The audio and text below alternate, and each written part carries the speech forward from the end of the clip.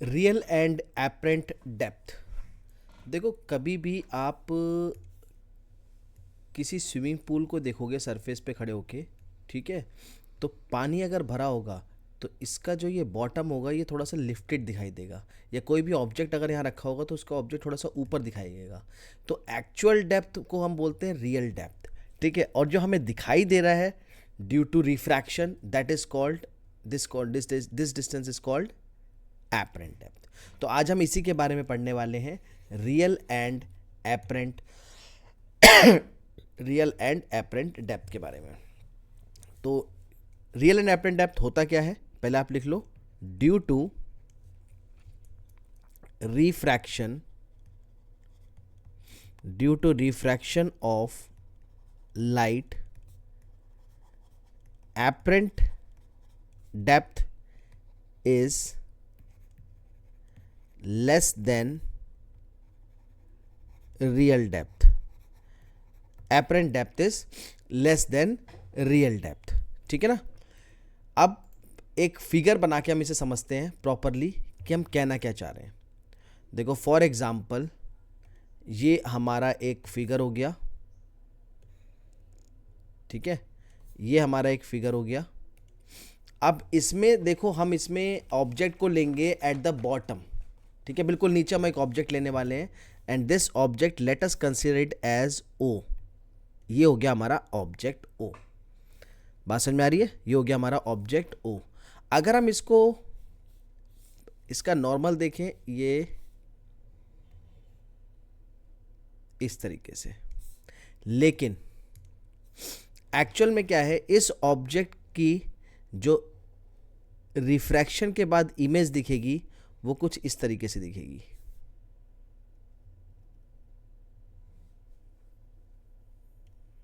तो इस पोर्शन को मैं थोड़ा ब्रॉड बना रहा हूं ताकि आपको सही से समझ में आए।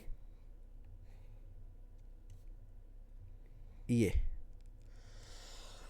भाई रे जो है वो रेरर से अगर डेंसर में जाएगी, हमारी अगर रेरर से डेंसर में जाएगी तो away from the, sorry, denser से रेरर में जाएगी तो away from the normal bend होगी, तो ये लाइट रे और इधर बेंड होगी इस तरीके से, ठीक है। तो this is angle of incidence i. अच्छा, कोई दिक्कत नहीं। यहाँ पर इसको हम एक्सटेंड करेंगे तो ये जो ऑब्जेक्ट है ये हमें दिखेगा यहाँ पे, इसको हम मान लेते हैं इमेज आई, ठीक है। ये जो था दैट इज आर, ये आर होगा तो ये भी एक तरीके से आर होगा, दोनों पैरेलल है, कॉरस्पॉन्डिंग एंगल ले सकते हैं। ये आई होगा तो इस एंगल को भी हम आई लेंगे, एंगल ऑफ इंसिडेंस। इसको नेम दे देते हैं बी, इसको नेम दे देते हैं ए, ठीक है। अब देखो यहाँ पे समझना आप, यहाँ पे जो ए आई है, ये जो ए आई है यहाँ से लेके यहाँ तक की डिस्टेंस, इसको हम बोलते हैं एपरेंट डेप्थ, इसको हम बोलते हैं एपरेंट डेप्थ। और ये जो है ए ओ, इसको हम बोलते हैं रियल डेप्थ। ये हो गया हमारा रियल डेप्थ। होप आपको फिगर समझ में आया होगा, एपरेंट डेप्थ और रियल डेप्थ का फिगर क्लियर है, ठीक है। और ये जो ओ से लेके आई तक की जो डिस्टेंस है, this is called normal shift,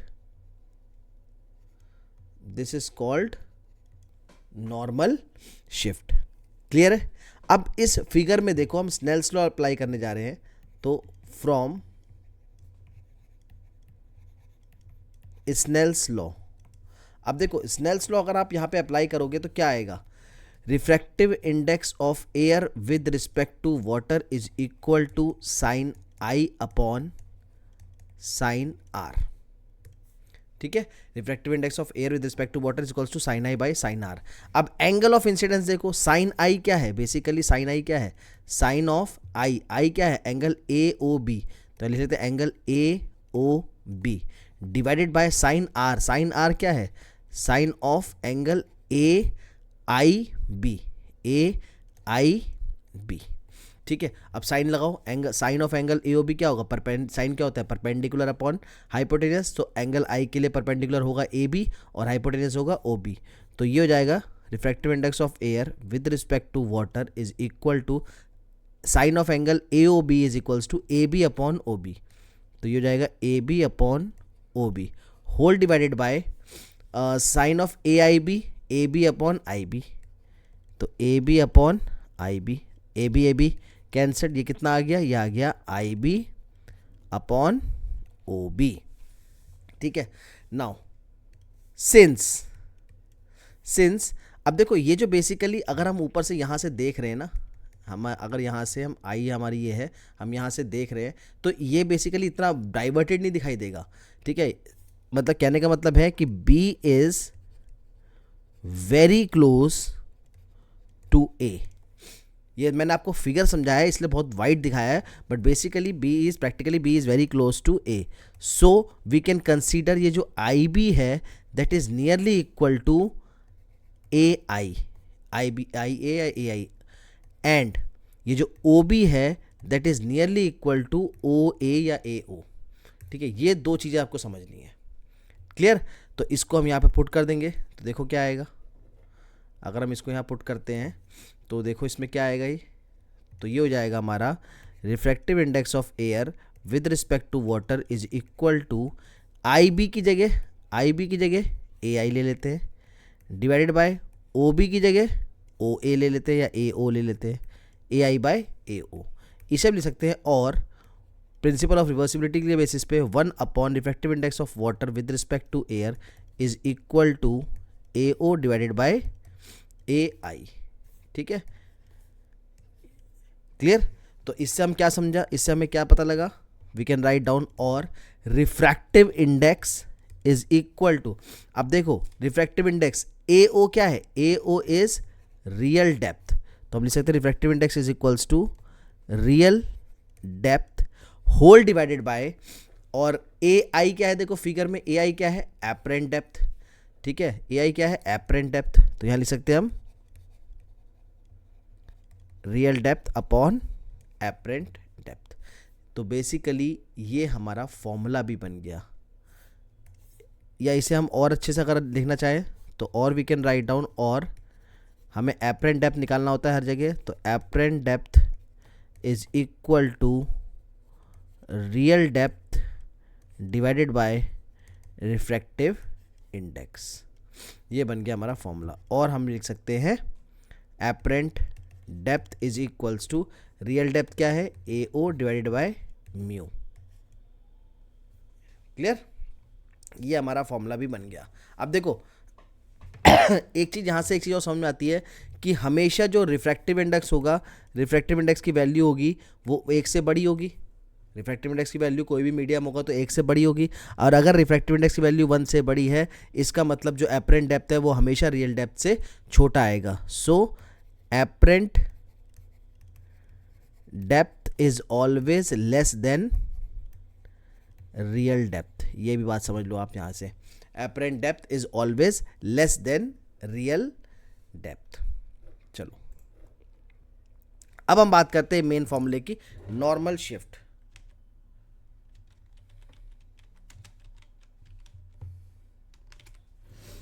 अब हम बात करते हैं यहाँ पे नॉर्मल शिफ्ट। नॉर्मल शिफ्ट होता क्या है basically, it is the height through which an object appears to be raise, मैं लिख देता हूं यहाँ पे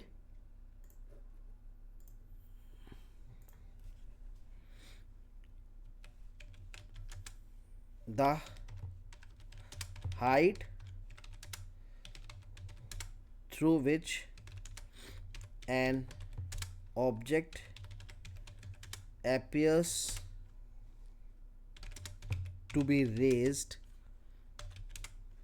appears to be raised in a denser medium,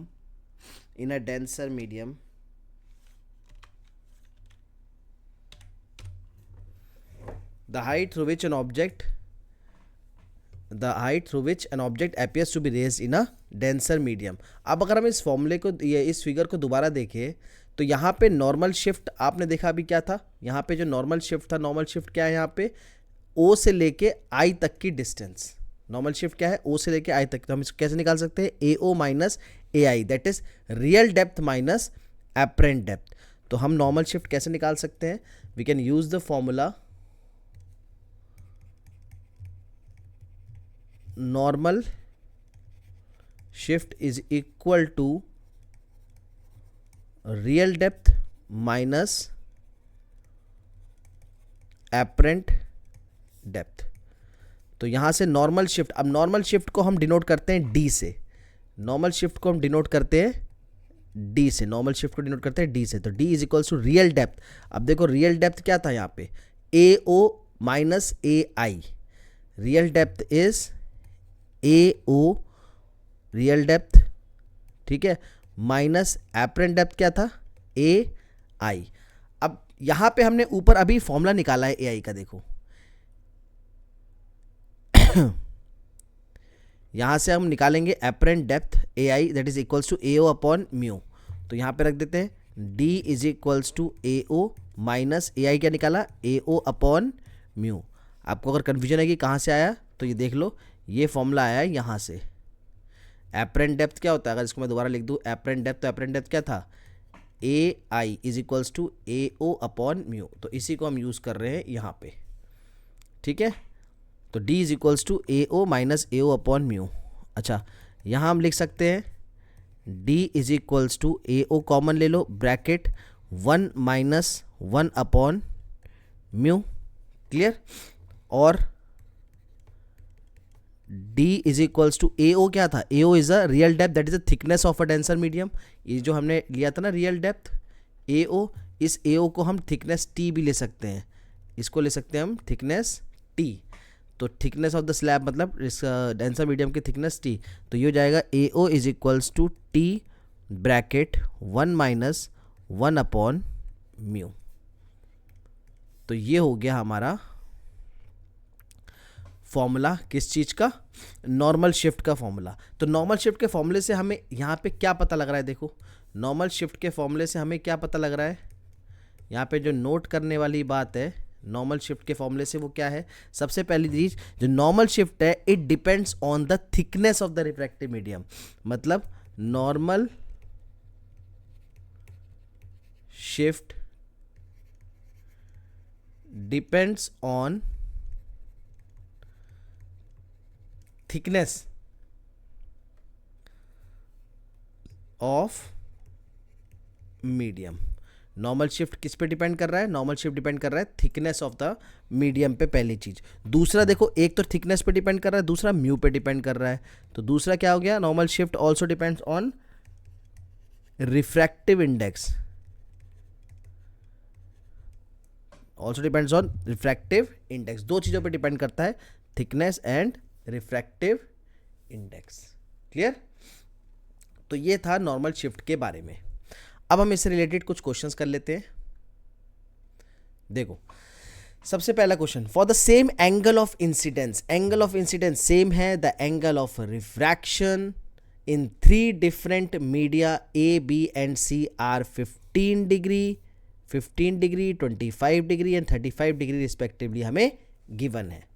in which medium the velocity of light be minimum, velocity of light किस में minimum होगी। देखो सेम एंगल ऑफ इंसिडेंस है, 3 डिफरेंट मीडिया दिए हुए हैं, उसके एंगल ऑफ इंसिडेंस जो हमारा सेम है, एंगल ऑफ रिफ्रैक्शन हमें गिवन है 15, 25 एंड 35 डिग्री। अब किस मीडियम में वेलोसिटी ऑफ लाइट भी मिनिमम होगी। सबसे पहले देखो हमारे पास फॉर्मूला है, आंसर की बात करते हैं। सबसे पहले हमारे पास फॉर्मूला है mu is equal to sine i by sine r that is equal to c upon v. इस फॉर्मूले को याद रखो। देखो velocity, angle of incidence, angle of refraction सब चीज़ इस पे डिपेंड कर रही है। तो यहाँ से हम वेलोसिटी हमें निकालना है तो हम निकाल सकते हैं v is equal to sine R upon sine I into C. इस फॉर्मूले से हम इस फॉर्मूले से लिख सकते हैं v is equal to sine R upon sine I into C. और जो वेलोसिटी है वो किस पे डिपेंड कर रही है, sine of directly proportional to sine of refraction. देखो r के डायरेक्टली प्रोपोर्शनल आ रहा है, साइन ऑफ रिफ्रैक्शन के डायरेक्टली प्रोपोर्शनल आ रहा है वेलोसिटी, तो velocity is directly proportional to sine R. So तो यहां पे हम लिख सकते हैं for r is equal to 15 degree. अब r is equal to 15 degree पे देखो v is directly proportional to sine 15 degree. Are is equal to दूसरा कितना है 25 degree, v is directly proportional to sine 25 degree, and r is equal to तीसरा कितना है 35 degree, यानी कि v is directly proportional to sine 35 degree. अब इन तीनों के हिसाब से आपको क्या देखना है कि कौन सी वैल्यू बड़ी है, साइन 15, साइन 25 और साइन 35। तो सबसे छोटी वैल्यू क्या है, साइन 15 डिग्री की, फिर बड़ी वैल्यू क्या होगी साइन 25 डिग्री की, फिर उससे बड़ी वैल्यू क्या होगी साइन 35 डिग्री की। तो इस हिसाब से देयरफॉर जो वेलोसिटी है, वेलोसिटी अब ये क्या था, वी ए ले लेते हैं, इसको वी बी ले लेते हैं, 3 वी सी ले लेते हैं according to the medium A B C हमें गिवन है यहाँ पे। तो इस हिसाब से वी ए की जो वेलोसिटी है वो सबसे कम होगी, वी बी की उससे ज़्यादा, और वी सी की सबसे ज़्यादा। So the velocity in medium A is minimum. हमें पूछा क्या है मिनिमम, तो मिनिमम का आंसर क्या है, so velocity in medium A is minimum. This is our answer. Hope आपको ये क्लियर होगा, समझ में आया, ठीक है। नेक्स्ट क्वेश्चन पे चलते हैं। नेक्स्ट क्वेश्चन है हमारा, अच्छा ये तो थोड़ा सा इनकम्प्लीट क्वेश्चन है, इसको कंप्लीट कर लेते हैं पहले। The velocity of light in a glass is, check करना पड़ेगा, एक मिनट में इसका वेलोसिटी चेक कर लेता हूँ। वेलोसिटी ऑफ लाइट हमारी इसमें थी, velocity of light is 2 × 10⁸ metre per second, 2 × 10⁸ metre per second, and the air is, air तो चलो हमें पता ही है 3 × 10⁸ मीटर पर सेकेंड, ठीक है। ये जो है ये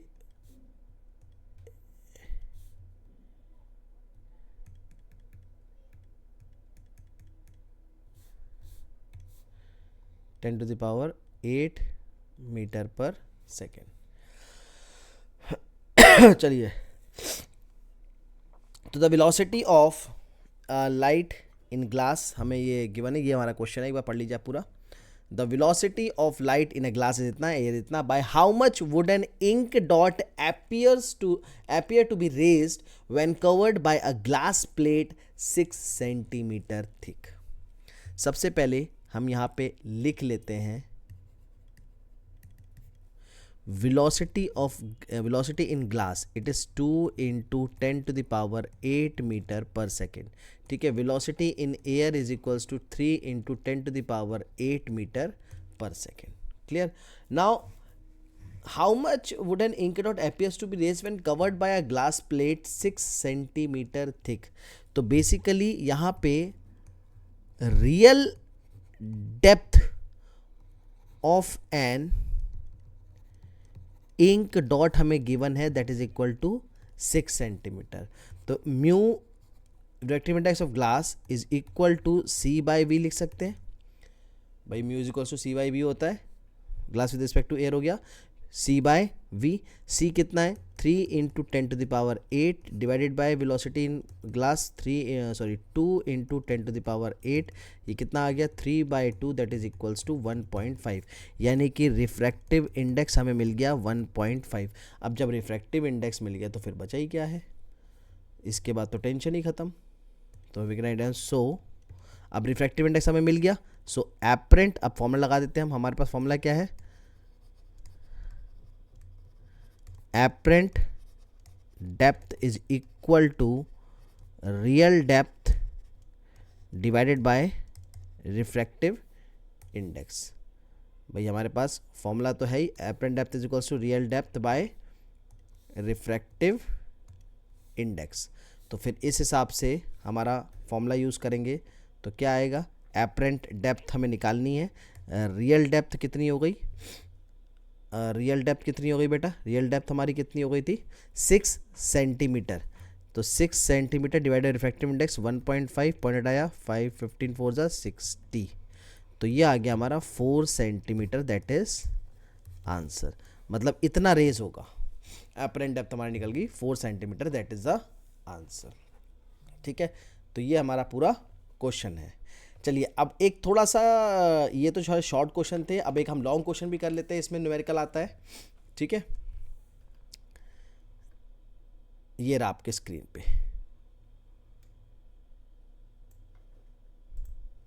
चलो इसे पूरा पढ़ लेते हैं पहले। A transparent cube of side 210 millimeter contains air bubble. Its apparent distance when viewed through one face is 100 millimeter and when viewed to the opposite face is 40 millimeter. What is the actual distance of the bubble from the second face and what is the refractive index of the material of the cube? Clear? अब इसको पहले तो आपको ये question सही से समझ में आना चाहिए, ठीक है। तो मैं आपको एक फिगर बना के ये क्वेश्चन दोबारा एक्सप्लेन करूंगा और फिर हम इसके सॉल्यूशन पे चलेंगे। आपको क्लियर होना चाहिए कि आपको क्या गिवन है और आपको क्या निकालना है। चलिए बात करते हैं। सबसे पहले अ ट्रांसपेरेंट क्यूब,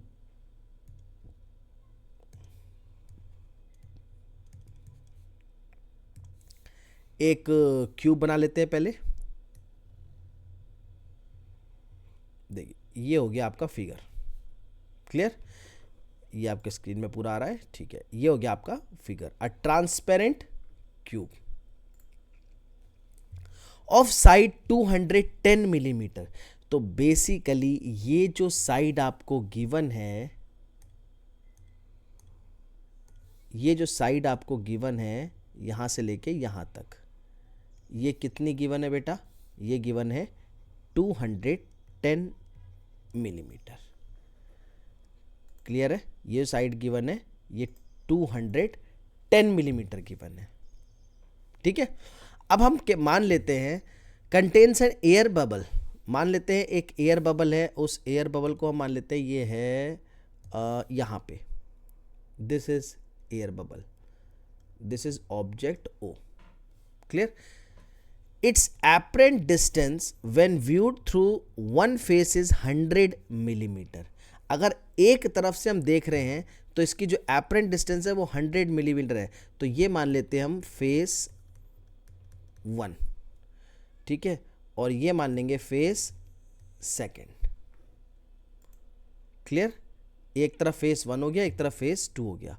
तो इस ऑब्जेक्ट की डिस्टेंस जो हमें दिख रही है यहाँ पे, अभी ये फर्स्ट इमेज दिख रही है फ्रॉम फेस 1, ठीक है। तो ये कितनी दूरी पे दिख रही है? यहाँ से लेके यहाँ तक की जो डिस्टेंस है कितनी है? 100 मिलीमीटर, 100 मिलीमीटर। अच्छा, when viewed through the opposite face is 40 millimetre. यानी कि अगर हम इस तरफ से देखें तो इस तरफ से इसी की जो इमेज दिख रही है हमें यहाँ पे दिख रही है, तो इसको ले लेते हैं हम, ये जो डिस्टेंस है ये कितना है? 40 मिलीमीटर। ये हमें गिवन है 40 मिलीमीटर, तो इसे मान लेते हैं हम I2, सेकेंड फेज पे जो इमेज दिख रही है। What is the actual distance of the bubble from the second phase? अब सेकेंड फेज पे इस बबल की एक्चुअल डिस्टेंस निकालनी है। मतलब हमें निकालना क्या है? हमें एक तो ये डिस्टेंस निकालना है, यहाँ से लेके यहाँ तक कितनी डिस्टेंस होगी सेकेंड फेज से, ठीक है। And refractive index of the material. चलो पहले हम फर्स्ट पार्ट की बात करते हैं। ये रिफ्रैक्टिव इंडेक्स जो है ये सेकंड पार्ट है, ठीक है। ये हम पहले फर्स्ट पार्ट की बात करते हैं, एक्चुअल डिस्टेंस। चलो सबसे पहले हमने ये बबल मान लिया। एक काम करते हैं, लेट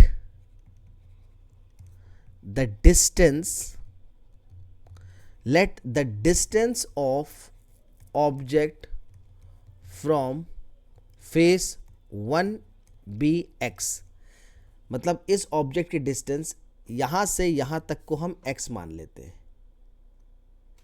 यहां से यहां तक की जो डिस्टेंस है इसको हम मान लेते हैं x। क्लियर है? सो डिस्टेंस ऑफ बबल या फिर object from face 2 be 210 minus x हो जाएगा। भाई टोटल डिस्टेंस 210 है, इतनी एक्स हो गई, तो बची हुई डिस्टेंस क्या हो जाएगी? ये वाली डिस्टेंस क्या हो गई? 210 माइनस एक्स। क्लियर? ये डिस्टेंस कितनी हो गई? 210 माइनस एक्स। बात समझ में आ रही है आपको? चलो अब इसे कंप्लीट कर लेते हैं बस। चलो फेस 1 पे सबसे पहले हम बात करेंगे फेस 1 की। सबसे पहले हम बात करेंगे फेस 1 की। तो फेस 1 में देखो हमारे पास एक फॉर्मूला है, कौन सा फॉर्मूला है, apparent depth is equals to real depth divided by refractive index. इसी फॉर्मूले को हम दोनों जगह लगाने वाले हैं, ठीक है। चलो अब इस फॉर्मूले को पहले यहाँ लगाते हैं फेस 1 में। तो फेस 1 में लगाएंगे, ये हमारा फेस 1 है।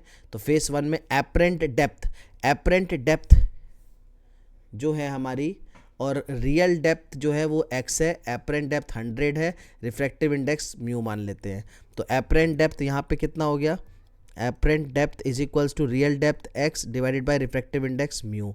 तो यहाँ से आप म्यू निकाल लो, और we can write down mu is equals to x upon apparent depth. तो ये कितना हो जाएगा, और ये हो गया हमारा, अच्छा इसको इधर लिख लेते हैं, apparent depth is equals to x upon mu, और mu is equals to x upon apparent depth, और mu is equals to x upon 100, ठीक है। इसको मान लेते हैं हम फर्स्ट इक्वेशन। चलो इसको मान लेते हैं फर्स्ट इक्वेशन। अब हम बात करेंगे फेस 2 की। अब हम बात करेंगे फेस 2 की। तो फेस 2 में भी यही हम लगाते हैं, apparent depth is equals to यही real depth upon refractive index लगाएंगे। तो ये हो जाएगा हमारा x की जगह 210 माइनस एक्स, 100 की जगह 40 आ जाएगा। तो ये जाएगा, डायरेक्टली लिखते हैं म्यू इज इक्वल टू, या चलो मैं आपको एक बार लिख के दिखा देता हूँ डायरेक्टली, आपको अगर समझ में ना आए। तो एपरेंट डेप्थ कितना है 40 is equal to real depth कितना है 210 माइनस एक्स, और डिवाइडेड बाय रिफ्रैक्टिव इंडेक्स कितना है म्यू। रिफ्रैक्टिव इंडेक्स हमने मटेरियल का म्यू मान लिया, ठीक है। तो यहाँ से हम निकाल सकते हैं म्यू, भाई मटेरियल तो वही है, तो रिफ्रैक्टिव इंडेक्स चाहे फेस 1 से निकालो चाहे फेस 2 से निकालो, म्यू तो सेम ही रहेगा।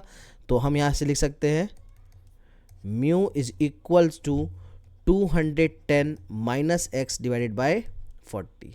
Late it be equation number 2। Clear, face 1 में फेस 2 में दोनों जगह हमने ये फॉर्मूला अप्लाई कर दिया। अब सिंपल आप देखो, फ्रॉम इक्वेशन 1 सिंपली हम क्या निकाल सकते हैं यहाँ से, सो फ्रॉम इक्वेशन 1 एंड 2, अब म्यू तो इक्वेट कर सकते हैं बेटा, क्योंकि म्यू रिफ्रैक्टिव इंडेक्स है वो तो सेम ही रहेगा। तो हम लिख सकते हैं x upon 100 is equal to 210 minus x upon 40। अब देखो पूरी इक्वेशन में यहाँ पे सिर्फ एक ही वैल्यू अननोन है, दैट इज x। तो हम यहाँ पे निकाल सकते हैं x की वैल्यू। कैसे निकालेंगे आपको समझ में आ रहा है, चलो यहाँ पे ले आते हैं। देखो ये हो जाएगा 4x, 40 है, 0 से 0 कट गया, ये हो जाएगा 2100 माइनस 10x, ठीक है, 2100 माइनस 10x। अब एक काम कर सकते हैं, यहाँ से हम फॉर्मूला निकालेंगे। ये हो जाएगा -10 6 डिवाइड बाय, तो यहाँ से x आ जाएगा -10 24 2100, ओके 14 14, ये हो जाएगा x is equals to 150 millimetre. यहाँ से x आ जाएगा हमारा 150 मिलीमीटर। अब x आ गया मतलब कि ऑब्जेक्ट की डिस्टेंस। अब देखो यहाँ पे x आने का मतलब है कि बबल की डिस्टेंस फेस 1 से हमें मिल गई, बट हमें फेस 2 से निकालना था। तो फेस 2 से क्या करेंगे हम, 210 माइनस कर देंगे। Therefore distance from face 2 that is equals to 210 minus x, that is equals to 210 minus 150। तो ये कितना हो जाएगा 21 और 15 6 21, 60 मिलीमीटर इज योर आंसर, ठीक है। ये तो था फर्स्ट पार्ट। चलो अब बात करते हैं हम सेकेंड पार्ट की। सेकेंड पार्ट में हमें क्या निकालना था, रिफ्रैक्टिव इंडेक्स निकालना था। तो फ्रॉम ऊपर देखो इक्वेशन 1 में आ जाओ, mu is equals to x upon 100 है। फ्रॉम इक्वेशन 1 तो हमारे पास क्या था, mu is equals to x upon 100, x की वैल्यू हमें मिल गई। तो यहाँ से हम निकाल सकते हैं mu is equals to x, हमने कितना निकाला 150 मिलीमीटर, 150 अपॉन 100, 0 से 0 कैंसिल, 15 अपॉन 10, ठीक है, 5 से काट दो, 5 थे 15, 5 टू या 10, तो ये आ गया 3 upon 2 that is equals to 1.5 is the answer, that is the refractive index of material. तो ये था हमारा क्वेश्चन। अब हम नेक्स्ट पढ़ेंगे टोटल इंटरनल रिफ्लेक्शन और उसकी एप्लीकेशंस।